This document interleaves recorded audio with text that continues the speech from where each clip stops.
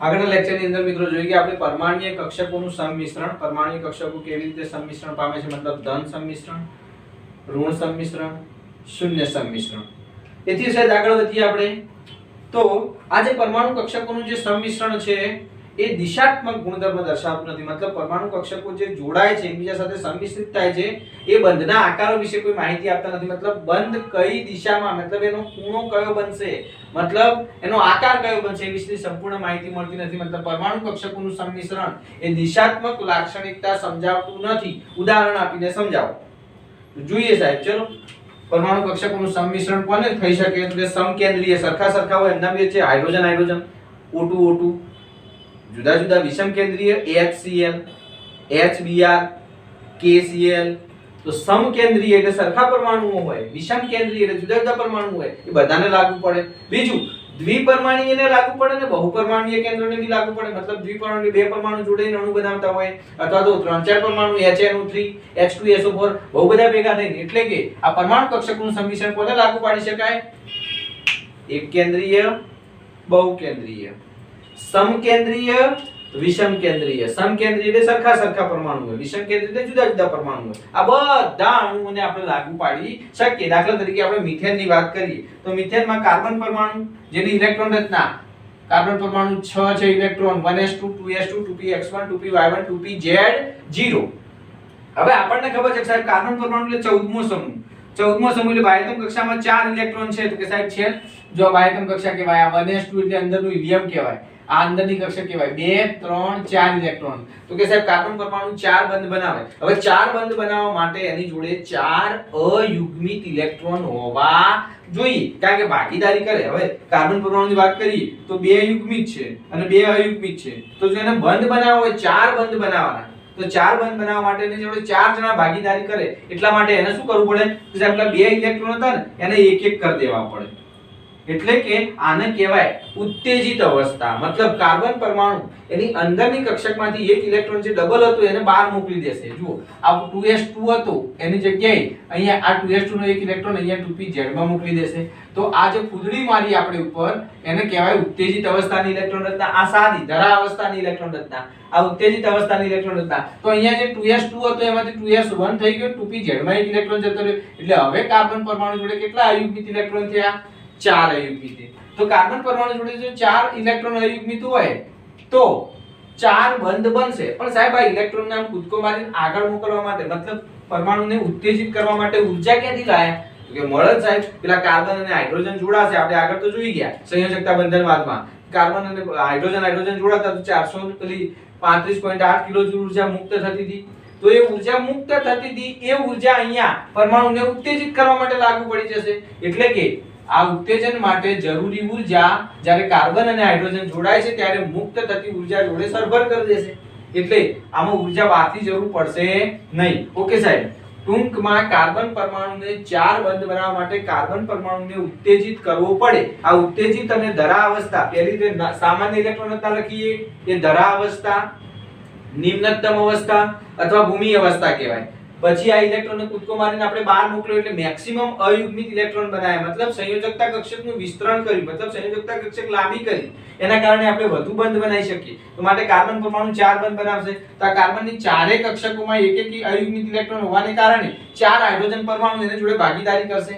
Carbon પરમાણુ જોડે જુઓ કાર્બનની ઇલેક્ટ્રોન રચના અહીંયા મેં ડબલામાં બતાવી તો કે 2s માં એક ઇલેક્ટ્રોન છે, 2px માં એક છે, 2py માં એક છે, 2pz માં છે. એની જોડે 4 હાઇડ્રોજન પરમાણુ ભાગીદારી કરશે. તો એની જોડે વિરુદ્ધ ધરી ભ્રમણ ધરાવતા, જો અહીંયા મેં તમને આકૃતિ દોરી એટલે સમજાવ્યું કે આનું જે ભ્રમણ હશે એના કરતા હાઇડ્રોજન ભ્રમણ કેવું હશે? વિરુદ્ધ. તો આ બે વચ્ચે એક બંધ બનશે, આ બે વચ્ચે એક બંધ બનશે, આ બે વચ્ચે, મતલબ સાહેબ 4 CH બંધ બન્યા, એમાં એક CH બંધ કેવો બનશે? 2s1s વચ્ચે બનશે સાહેબ. એક CH બંધ 2s1s વચ્ચે. અને 3 CH બંધ કેવા બનશે? 2p1s 2p1s 2p1s 2p1s વચ્ચે બનશે. ટૂંકમાં સાહેબ 4 બંધ CH બંધ બનશે, 4 CH બંધ બનશે, 4 હાઇડ્રોજન પરમાણુની વનસ કક્ષકો જોડાઈ અને સંમિશ્રણ પામશે. જે 4 હાઇડ્રોજન પરમાણુની જે વનસ કક્ષકો છે એની ધરા પ્રમાણની ભ્રમણ વિરુદ્ધ ભ્રમણ હશે. હાઇડ્રોજન કાર્બનનું ઇલેક્ટ્રોનનું ભ્રમણ હશે એના કરતા હાઇડ્રોજનનું ભ્રમણ વિરુદ્ધ હશે, એના કારણે 4 બંધ બને છે. એની અંદર હવે જો 4 બંધની વાત કરું તો કાર્બનની 3 2p કક્ષકો એકબીજાથી 90 ના ખૂણે હોય. જો 2px આપણે p કક્ષકો દોરેલી છે, 2px 2py અને 2pz, 2px 2py અને 2pz. તો માની લો કે આ 2px છે, આમ આપણે ડંબેલા કરીશું, તમને આકૃતિ દોરીને બતાવું, તમે આ રીતે દોરતા હતા 2px 2py અને 2pz આ રીતે છે. તો હવે માની લો કે આ px તમારી સામે જે છે જોઈ લઈએ. ચલો આ px આ સામે રહી, py અને આ pz. તો માની લો કે આ કક્ષકો ના હોય તો સાદી કક્ષકો જ્યાં ડંબેલ બતાવ્યા છે, મેં અડધા ડંબેલ બતાવ્યા છે, અડધા ડંબેલમાં આમ આખો ડંબેલ બને કે નહીં? તો કે આ સાહેબ આખો ડંબેલ બને. ઓકે, ચલો px ઉપર આ py ઉપર એક હાઇડ્રોજન આયન જોડાઈ ગયો, pz ઉપર એક હાઇડ્રોજન આયન જોડાઈ ગયો, px ઉપર એક હાઇડ્રોજન આવ્યો, py ઉપર એક હાઇડ્રોજન આવ્યો, pz ઉપર એક હાઇડ્રોજન આવ્યો. તો ત્રણેય જણ હાઇડ્રોજન આવી ગયા. આ ત્રણ p કક્ષકો એકબીજાથી કેટલા અંશના ખૂણે હતી? કે 90 અંશના ખૂણે સાહેબ. હવે 90 અંશના ખૂણે હોય એનો મતલબ કે આ જે 3 CH બંધ બન્યા, carbon hydrogen carbon hydrogen carbon hydrogen 3 CH બંધ એકબીજાથી કેટલા અંશના ખૂણે હશે? 90 અંશના ખૂણે હશે. હવે ચોથો તો કે સાહેબ એક CH બંધ 2s 1s વચ્ચે. હવે માની લો કે આ p કક્ષક હોય તો આ 2s કક્ષક આમ ગોળાકાર હોય ને, અંદર s કક્ષક પરમાણુ બંધારણ ઇલેક્ટ્રોન પરમાણુ બંધારણની વાત કરું તો s કક્ષક સાહેબ ગોળાકાર હોય. તો હવે ચોથો બંધ ક્યાં હશે? તો કે માની લો કે સાહેબ જે 2s છે, આ 2s ની જોડે બે ગોળા એકબીજાથી ક્યાં જોડાય? તો કે સાહેબ બે ગોળાને ગમે ત્યાંથી જોડી શકો. એ અક્ષીય નથી કારણ કે s કક્ષક અદિશ છે. એટલે માની લો કે આ હાઇડ્રોજનનો 1s એક અહીં જોડાઈ ગયો તો ચોથો બંધ અહીં બની જાય. તો આવા બંધ બને. માની લો કે હાઇડ્રોજન આ દિશામાંથી આવ્યો તો અહીંયા જોડાઈ જાય. હાઇડ્રોજન આ દિશામાંથી આવ્યો તો હાઇડ્રોજન અહીંયા જોડાઈ જાય. હાઇડ્રોજન અહીંયા નીચેથી આવ્યો તો હાઇડ્રોજન અહીંયા જોડાઈ જાય. મતલબ સાહેબ ત્રણ બંધ નક્કી છે. ત્રણ બંધ એકબીજાથી 90 અંશના ખૂણે હશે. ચોથો બંધ અહીંયા હોઈ શકે, અહીંયા હોઈ શકે, અહીંયા હોઈ શકે, અહીંયા હોઈ શકે, અહીંયા. ચોથો બંધ ગમે તે દિશામાં હોઈ શકે. મતલબ મિથેનનો અણુ આકાર કંઈક આવો બનશે. ત્રણ બંધ એકબીજાથી 90 અંશના ખૂણે અને ચોથો બંધ ગમે તે દિશામાં. પણ બે મિથેનનો એક્સ-રે પાડ્યો. ત્રણ બંધ અહીંયા, ત્રણ બંધ એકબીજાથી 90 અંશના ખૂણે. આ ત્રણ 90 અંશના ખૂણે થઈ ગયા. અને ચોથો બંધ તો કે સાહેબ અહીંયા જોડો, અહીંયા જોડો, અહીંયા જોડો, ગમે ત્યાં જોડી શકો છો. એટલે કે મિથેનની અંદર આ બંધ ત્રણ બંધ આ બંધથી જુદો પડશે. ત્રણ બંધ એકબીજાથી 90 અંશના ખૂણે અને આ ગમે ત્યાં હોઈ શકે.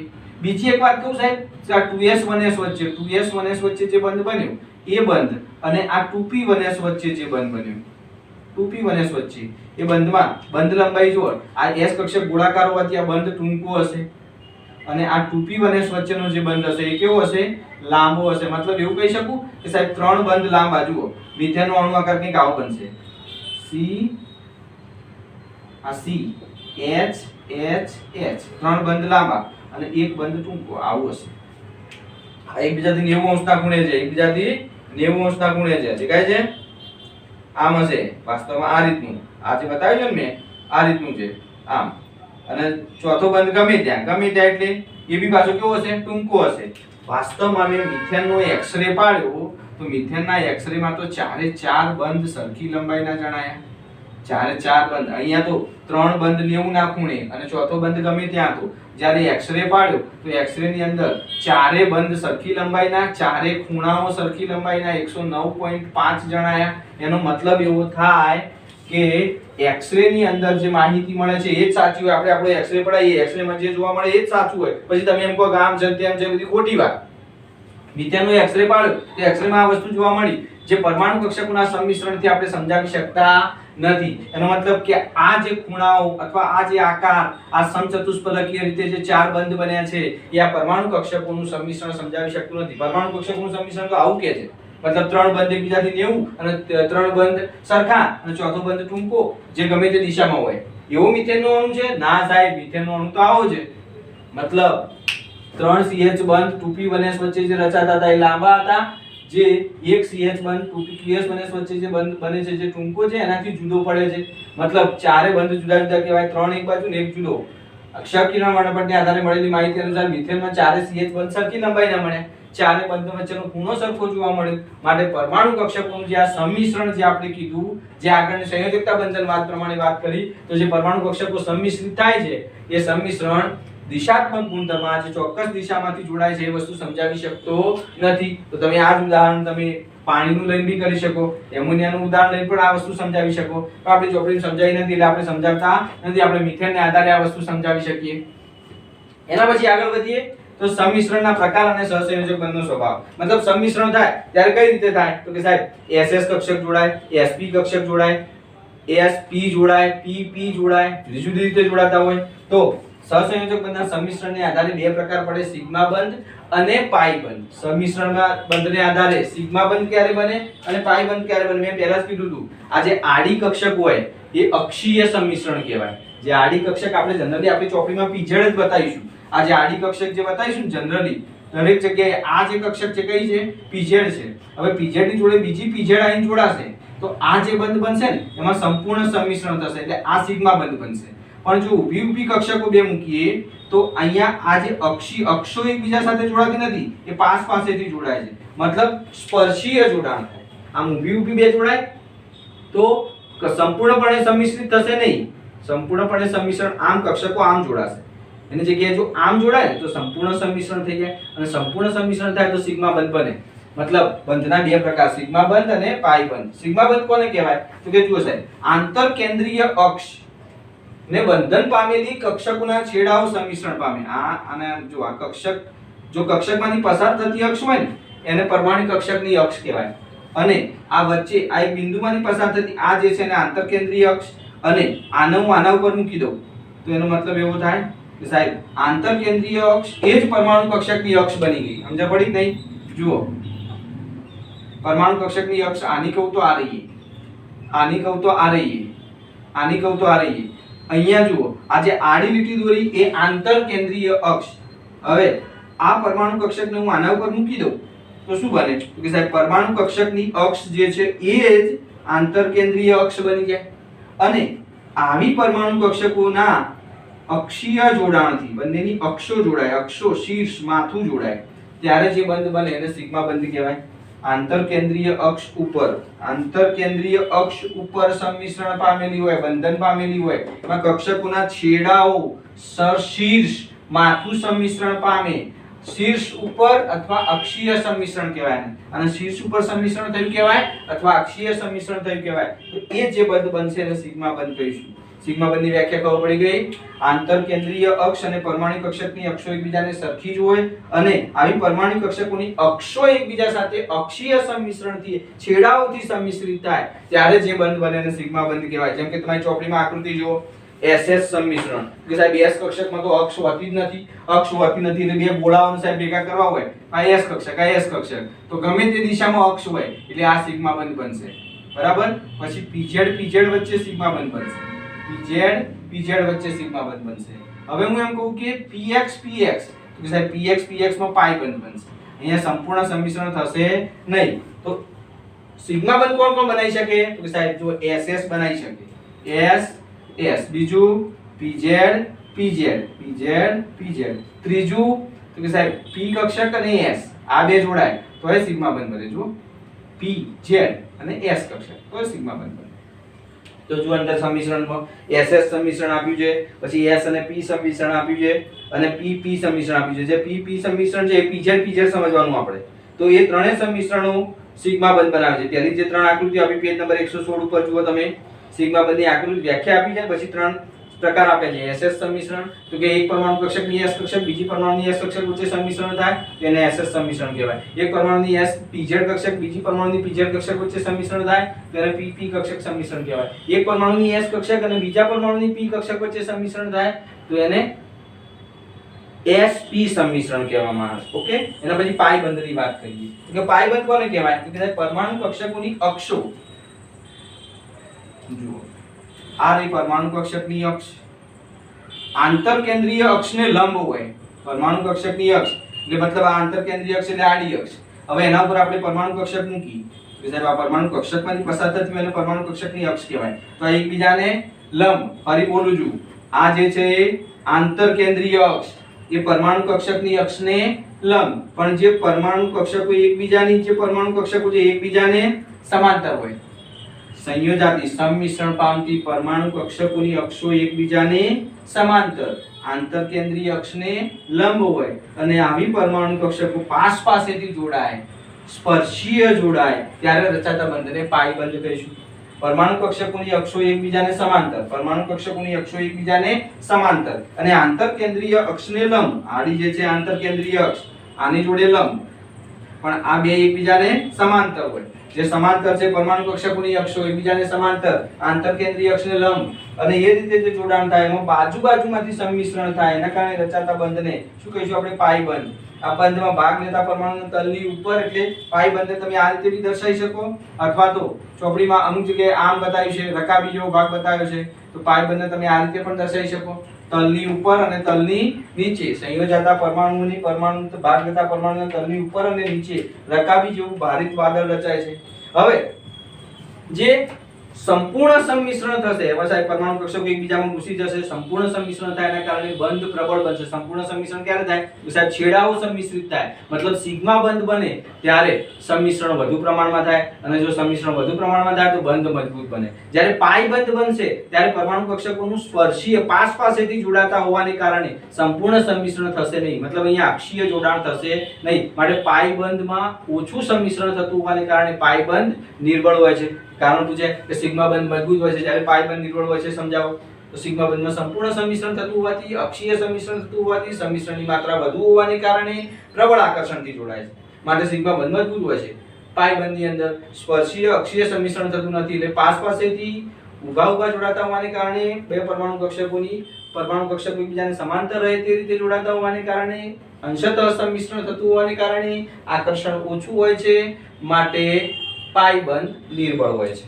તો સિગ્મા બંધ અને પાઈ બંધની વાત કરી. હવે સંકરણની વાત કરીએ તો મતલબ હવે આપણને આ વસ્તુ સાબિત કરવી હોય કે ભાઈ મિથેનમાં આ ચારે બંધ સમાન લંબાઈના સાબિત કરવા હોય, મિથેનની અંદર આ વસ્તુ મારે સાબિત કરવી હોય, નહીં કે આવી આ ત્રણ બંધ લાંબા અને એક બંધ ટૂંકો, આ તો ખોટું સાબિત થયું. એટલે આપણે ચારે બંધ સરખી લંબાઈને સાબિત કરવા હોય તો સંકરણની સંકલ્પના ભણવી પડે. માટે પરમાણુ કક્ષકોનું સંમિશ્રણ સુસંગત નથી. માટે હવે આપણે આગળ ભણીશું પરમાણુ કક્ષકોનું સંકરણ. સંકરણ કોને કહેવાય એ વિશે સાહેબ પહેલું સંકરણ કોને કર્યું? શંકર ભગવાને. ગણેશજીનું માથું કાપી દીધું, માણસનું માથું કાપીને એના પર હાથીનું માથું મૂકી દીધું. સંકરણ.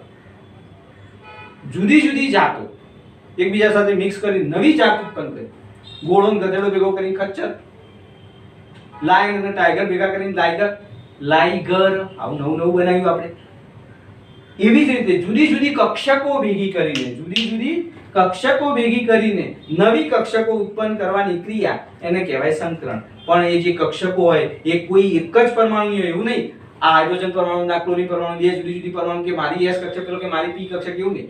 કોઈ એક જ પરમાણુની અહીંયા જુઓ કાર્બનની જ આ જુદી જુદી કક્ષકો એકબીજા વચ્ચે સંમિશ્રણ કરે. કેવી રીતે? તો કે સાહેબ જુઓ, એક S અને એક P ભેગી થઈ જાય, એક S અને એક P ભેગી થઈ જાય તો sp સંકરણ થાય.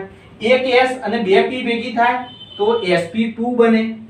એક S અને 3 P ભેગી થાય તો sp3 બને. આમાં તો સાહેબ D કક્ષક નહીં, પણ જેમ જેમ આપણે આગળ વધીએ મોટા પરમાણુ હોય તેમાં D કક્ષક હોય. ધારો કે આમાં તગડાવાળી લાઈન હોય, કાર્બનની જગ્યાએ સિલિકોન હોય તો સિલિકોનની અંદર અહીંયા 3D બી હોય તો એનો મતલબ એક S 3P અને એક D આવે તો એને sp3D કહેવાય. એક S 3P અને 2D આવે, એક S 3P અને 2D આવે, પાછળ 3D હોય. અહીંયા સિલિકોન પરમાણુમાં 3D આવે તો એક S 3P અને 2D હોય તો sp3D2 સંકરણ આવે. મતલબ સાહેબ કોઈ એક જ પરમાણુની પહેલી વગરમાં વ્યાખ્યા, કોઈ એક જ પરમાણુની સંકરણની વ્યાખ્યા કોને લાગુ ના પડે? એક જ પરમાણુને જુદા જુદા પરમાણુને સાહેબ જુદા જુદા પરમાણુ ના લાગુ પડે. એક જ પરમાણુની જુદી જુદી શક્તિ અને જુદો જુદો આકાર. સાહેબ બંનેની શક્તિ જુદી જુદી. S ની શક્તિ P કરતા કેવી હોય? ઓછી હોય. S અંદર હોય, P બહાર હોય. જુદી જુદી શક્તિ અને જુદો જુદો આકાર. S ગોળાકાર, P ડંબેલાકાર. જુદી જુદી શક્તિ અને જુદો જુદો આકાર ધરાવતી પરમાણુ કક્ષકો ગણેશજીમાં માણસ અને હાથીને ભેગા કર્યા. જુદી જુદી શક્તિ, જુદો જુદો આકાર ભેગા કરીને નવું બનાવ્યું. ઘોડો અને ગધેડો, જુદી જુદી શક્તિ, જુદો જુદો આકાર ભેગું કરીને નવું બનાવ્યું. અહીંયા પરમાણુ કક્ષકોનું જુદી જુદી શક્તિ અને જુદો જુદો આકાર ધરાવતી કક્ષકો વચ્ચે સંમિશ્રણ થઈ અને એ બધા જુદી જુદી જે શક્તિ હતી, S ની શક્તિ જુદી હતી, P ની શક્તિ જુદી હતી, બધાની શક્તિ ભેગી થઈને પછી ફરીથી હરકે ભાગે વહેંચી, તો એને શક્તિનું પુનઃ વિતરણ કર્યું અને પછી સમાન શક્તિ અને સમાન આકાર ધરાવતી ઉત્પન્ન થઈ. એનો મતલબ એક S અને એક P ભેગી થઈ અને જેટલી ભેગી થાય એટલી નવી ઉત્પન્ન થાય, એટલે તેટલી જ સંખ્યામાં નવી સંકર કક્ષકો ઉત્પન્ન થવાની ઘટના. એક S અને એક P ભેગી થઈ તો નવી 2 SP ઉત્પન્ન થશે. એક S અને 2 P ભેગી થઈ તો નવી 3 sp2 ઉત્પન્ન થશે. એક S અને નવી 3 P, એક S અને 3 P ભેગી થઈ તો નવી 4. જેટલી કક્ષકોનું સંમિશ્રણ થયું હશે એટલી નવી સંકર કક્ષકો ઉત્પન્ન થવાની ઘટના એને કહેવાય સંકરણ. આમાં મેં બધી માહિતી આપી દીધી. સંકરણની ખાસિયતો, સંકરણ માટેની શરતો બધું વ્યાખ્યામાં આવી ગયું. કોઈ એક જ પરમાણુની, બીજું જુદી જુદી શક્તિ અને જુદો જુદો આકાર ધરાવતી કક્ષકો ભેગી થાય, વચ્ચે સંમિશ્રણ થાય અને તેમની ઊર્જાનું પુનઃ વિતરણ થાય, ફરીથી ઊર્જા વહેંચાય, બધાને હરખી ઊર્જા આપવામાં આવે અને સમાન શક્તિ અને સમાન આકાર ધરાવતી તેટલી જ સંખ્યામાં નવી સંકર કક્ષકો ઉત્પન્ન થાય. એટલે અહીંયા વાત કરતો તો હું એક S અને નવી 3P, આ 3P ભેગી થાય તો નવી 4 sp3 ઉત્પન્ન થાય. તો એક sp3 અહીંયા આવે, એક અહીંયા આવે, એક અહીંયા આવે ને એક અહીંયા આવે. અને હવે આ 4 sp3 જોડે હાઇડ્રોજન જોડાય તો બોલો મિથેનનો અણુ આકાર કેવો બને? એક સરખો બને. આપણે નેક્સ્ટ ટાઈમ આ બધા આકારો અને બધી સંકરણ બધાના ભણવાના છે, એટલે હું અત્યારે સંકરણમાં ડીપમાં નથી જતો. અત્યારે આપણે ખાલી સંકરણની વ્યાખ્યા જ જોવી છે. તો એક જ પરમાણુની જુદી જુદી શક્તિ અને જુદો જુદો આકાર ધરાવતી કક્ષકો વચ્ચે સંમિશ્રણ થઈ ઊર્જાનું પુનઃ વિતરણ કરી સમાન શક્તિ અને સમાન આકાર ધરાવતી તેટલી જ સંખ્યામાં નવી સંકર કક્ષકો ઉત્પન્ન થવાની ઘટના એને કહેવાય સંકરણ. સંકૃત કક્ષકોની સંખ્યા સંકરણ પામતી સંખ્યા જેટલી જ હોય, કારણ કે હું એમ કહું એક S અને એક P તો કે સાહેબ નવી 2 ઉત્પન્ન, તો 2 નવી સંકર કક્ષકો ઉત્પન્ન થાય, એનો મતલબ સંકર કક્ષકો એ અંદર સંકરણ પામતી કક્ષકોની સંખ્યા જેટલી જ હોય. બીજું, સંકર કક્ષકોની હંમેશા સમતુલ્ય ઊર્જાવાળી અને આકારની હોય છે. જે નવી સંકર કક્ષકો ઉત્પન્ન થઈ એ ચારેની શક્તિ અને આકાર કેવો હોય? સમાન. ધારો કે 3 ઉત્પન્ન થાય, 3 sp2, તો ત્રણેયની શક્તિ અને આકાર કેવો હોય? સમાન. સંકર કક્ષકો જે નવી ઉત્પન્ન થાય એ બધાની શક્તિ અને આકાર સમાન હોય છે. શુદ્ધ પરમાણુ કક્ષકો કરતા સંકર કક્ષકો સ્થાયી બંધની રચના કરે છે. સાચી વાત છે. જે પરમાણુ કક્ષકો આગળ આપણે મિથેન જોયો હતો તો એના કરતા જે સંકર કક્ષકો બંધ બનાવશે એ બંધ કેવો હશે? સ્થાયી હશે, વધુ અસરકારક હશે. સંકર કક્ષકો અવકાશમાં પસંદ કરેલ દિશામાં ચોક્કસ દિશાએથી જોડાશે. સંકર કક્ષકો પેલામાં કેવું હતું? 3 ને એવું ને અને ચોથો બંધ ગમે ત્યાં હતો. અહીંયા એવું નહીં સાહેબ. આ 4 સંકર કક્ષકો અવકાશમાં એવી રીતે ગોઠવાય કે એકબીજાથી અપાકર્ષણ ઓછામાં ઓછું લાગે. 4 સંકર કક્ષકો અવકાશમાં એવી રીતે ગોઠવાય, આ 4 સંકર કક્ષકો છે તો અવકાશમાં એવી રીતે ગોઠવાય કે એકબીજાથી અપાકર્ષણ ઓછામાં ઓછું લાગે અને અંતર વધુમાં વધુ રહે એ રીતે ગોઠવવાની. તો જ આ રીતે ગોઠવો તમે તો કયો આકાર બન્યો? સમચતુષ્ફલકી આકાર. એટલે સંકર કક્ષકો દિશાત્મક રીતે જોડાય છે. સંકર કક્ષકોનું સંકરણ જે થયું એ દિશાત્મક હોય છે, જ્યારે પરમાણુ કક્ષકોનું સંમિશ્રણ એ દિશાત્મક હોતું નથી. તો જો અહીં સંકૃત કક્ષકો અવકાશમાં પસંદ કરેલી દિશામાં દિશાત્મક હોય છે, જેથી સ્થાયી ગોઠવણી થશે, જેનાથી ઓછામાં ઓછું અપાકર્ષણ ઓછામાં ઓછું. ધારો કે 3 કક્ષકો ગોઠવી છે તો હું 3 કક્ષકો આ રીતે ના ગોઠવી દઉં. 3 કક્ષકો હું આ રીતે ગોઠવીશ. કેમ? કે સાહેબ અપાકર્ષણ ઓછામાં ઓછું લાગે. ત્રિકોણીય રીતે ગોઠવીશ તો અપાકર્ષણ ન્યૂનતમ લાગે. તે રીતે સંકરણનો પ્રકાર એ અણુની ભૂમિતિ દર્શાવશે. સંકરણનો પ્રકાર મેં કીધું sp2, તમે એમ કહો 3 સંકર કક્ષકો છે તેનો મતલબ ત્રિકોણીય હશે. હું એમ કહું 2 સંકર કક્ષકો છે, sp સંકરણ થતું હશે તો 2 સંકર કક્ષકો છે. 2 સંકર કક્ષકો છે કયા આકારે ગોઠવાશે? કે રેખીય. 3 સંકર કક્ષકો છે તો કયા આકારે ગોઠવાશે? ત્રિકોણીય. 4 સંકર કક્ષકો છે તો કયા આકારે ગોઠવાશે? સમચતુષ્ફલકીય. 5 સંકર કક્ષકો હશે તો કયા આકારે ગોઠવાતું છે? ત્રિકોણીય દ્વિપિરામિડલ. ત્રિકોણીય. આ 5 સંકર કક્ષકો 1 2 5 સંકર કક્ષકો ક્યારે ઉત્પન્ન થાય? તો કે સાહેબ 1 S 3 P અને 1 D ભેગી થાય ત્યારે 5 બનશે. તો આમાં કયું સંકરણ હશે? 5 રસ્તા પડ્યા. sp3d 5 કક્ષકો ભેગી થઈ અને નવી સમાન શક્તિ અને સમાન આકાર ધરાવતી 5 sp3d સંકર કક્ષકો ઉત્પન્ન થઈ, જે અવકાશમાં કયા આકારે ગોઠવાઈ? ત્રિકોણીય દ્વિપિરામિડલ આકારે. જેમાં બંધ કોણ? તો કે સાહેબ 90 90 90 અને આ સામેવાળા 3 120 ના, તો 90 120 આવે. તો આ બધા વિશે જોઈએ આપણે. પણ એ પહેલા આની વાત કરી લઈએ. સંકરણ નો માટેની શરતો. સંકરણ માટેની શરતો શું હતી? કે આ બધી આવી ગઈ સાહેબ. એ જ છે પરમાણુની સંયોજકતા કોષમાં રહેલા ઇલેક્ટ્રોન જ. તો કે સાહેબ અંદરના ઇલેક્ટ્રોન ભાગ લે? તો કે ના લે સાહેબ. આ બહારની કક્ષાના સંયોજકતા કોષના ઇલેક્ટ્રોન જ સંકરમાં ભાગ લેશે. બીજું, સંકરણ અનુભવતી કક્ષકોની લગભગ સમાન ઊર્જા હોય. મતલબ આ જે 2s અને 2p ની ઊર્જામાં બહુ મોટો તફાવત ના હોય. ખબર પડી નહીં? આ બે ઊર્જામાં બહુ માઇનોર તફાવત હોય. મતલબ આપણે સંબંધ કરવાનું હોય તો એક 10 વરન હોય, 30 વરન હોય, ચાલે સાહેબ? ચાલતું છે. હવે પેલી 7p ધારો કે આપણે ઇલેક્ટ્રોન રચના લખતા 1s2 2s2 2p6 3s2 3s2 3p6 3d 4s2 3d આમ લાંબી ઇલેક્ટ્રોન રચના હોય ધારો કે યુરેનિયમની ઇલેક્ટ્રોન રચના હોય હવે યુરેનિયમનો પેલો પાછળ વાળો જે 7 વાળો હોય 7p વાળો આ પેલા 2s લખી હેડો આપણે બે સંકલન કરીએ ચાલતું છે સાહેબ એવું હતું છે પેલું 2s આવડી હોય પેલો 7p આવડી હોય બે કક્ષકો વચ્ચે સંમિશ્રણ હા 1s 2s 2s 2p 2s 2p પછી 2p 3s પછી 3s 3p 3d એ નજીકની કક્ષકો હોય એ બધા વચ્ચે સંમિશ્રણ થાય મતલબ જે સંમિશ્રણ પામતી કક્ષકો વચ્ચે બહુ મોટો તફાવત હોવો જોઈએ એટલે લગભગ સમાન ઊર્જા હોવી જોઈએ સાહેબ એકાદ 2 વર્ષનો ડિફરન્ટ હોય તો ચાલે અભિષેકમાં 7 વર્ષનો તો ચલાવી લીધો એને બાકી આમ ના ચાલે બાકી બહુ મોટો ડિફરન્ટ ના ચાલે સંકરણ અનુભવતી કક્ષકોમાં લગભગ સમાન ઊર્જા હોવી જોઈએ એક્ઝેક્ટ બે આઈની જન્મ તારીખ હરખી નહીં લાવવાની સાહેબ એવું ના હોય લગભગ સમાન ઊર્જા 2s 2p ની ઊર્જા લગભગ સરખી હોય તો આ બંને વચ્ચે સંમિશ્રણ થાય પછી આગળ 3s 3p વચ્ચે થાય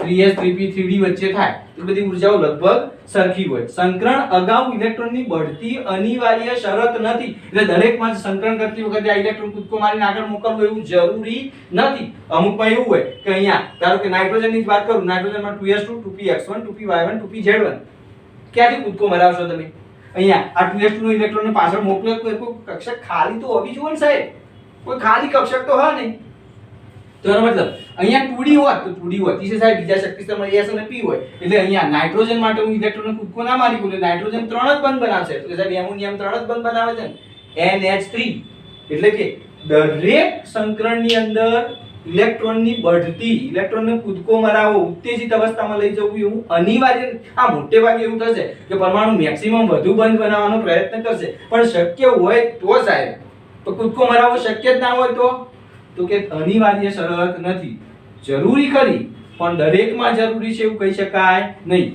એવું જરૂરી નથી કે અર્ધપૂર્ણ કક્ષકો જ સંકરણમાં ભાગ લે એનો મતલબ આપણે આગળ વધીએ તો અહીંયા નાઇટ્રોજનની જ વાત કરું તો નાઇટ્રોજનની ઇલેક્ટ્રોન રચના શું બનશે સાહેબ તો કે 1s2 2s2 2px1 2py1 2pz1 તો આ ત્રણ જ કક્ષકો સંકરણમાં ભાગ લેશે એવું ના હોય સાહેબ આ 2s બી લઈ શકે આની જોડે ભલે બે ઇલેક્ટ્રોન ત્યાં મતલબ તમારા મગજમાં એવું સાહેબ આ ત્રણ જણા જોડે હાઇડ્રોજન જોડાઈ ગયું એટલે નાઇટ્રોજન જોડે 3 હાઇડ્રોજન જોડાય તો 3 હાઇડ્રોજન જોડાય તો એમોનિયાનો અણુ આકાર આવો થવો જોઈએ ત્રિકોણ થવો જોઈએ પણ નથી થતો કેમ તો કે સાહેબ આ પેલી એકા પડી રહ્યું એનો મતલબ અબંધકારક આપણે ભણી ગયા VSEPR સિદ્ધાંત તો 3 હાઇડ્રોજન ટોટલ 4 કક્ષકો થઈ સાહેબ 1 2 3 4 આ બંધકારક હતી આ બોન્ડિંગ પેર આ લોન પેર મતલબ આ એક કક્ષક સંકરણમાં તો આ નાઇટ્રોજનનું સંકરણ કેટલી કક્ષકો થઈ કે સાહેબ 4 તો આમાં sp3 સંકરણ હશે એટલે એવું નહીં કે દરેકની અંદર અર્ધપૂર્ણ કક્ષકો જ સંકરણમાં ભાગ લે એવું જરૂરી નથી કેટલીક વખત સંયોજકતા કોષની પૂર્ણ ભરાયેલી કક્ષકો પણ અહીંયા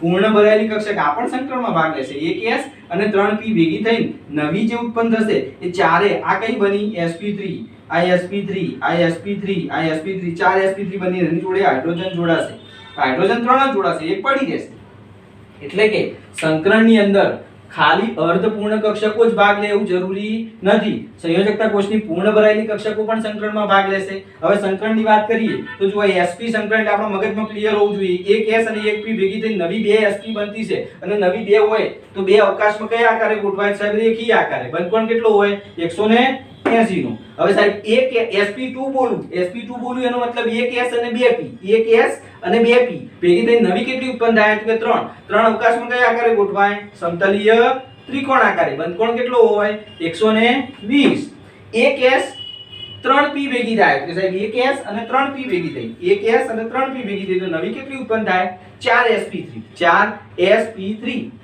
4sp3 અવકાશમાં કયા આકારે ગોઠવાય હમણાં જોઈ ગયા આપણે સમચતુષ્ફલકીય આકારનો બંધકોણ કેટલો હોય 109 28 કળા સાકાર સમચતુષ્ફલકીય આકાર હોય sp3d તો કે સાહેબ ત્રિકોણીય દ્વિપિરામિડલ 5 sp3d હોય એક s 3p અને 2d એક s 3p અને 2d તો ટોટલ કેટલી થાય 6 કક્ષકો તો 6 અવકાશમાં જુઓ 6 કક્ષકો અવકાશમાં કયા આકારે ગોઠવાય અષ્ટફલકીય 4 ફલક ઉપરથી 4 ફલક નીચેથી અષ્ટફલકીય આકાર કહેવાય અને બંધકોણ 90 નો બનશે ઓકે તો આટલી સરસ મજાની સંકરણ વિશેની માહિતી મળી ગઈ મંદિરમાં આરતી ચાલુ થઈ ગઈ છે તો આપણે બી આરતી કરીએ જય શ્રી કૃષ્ણ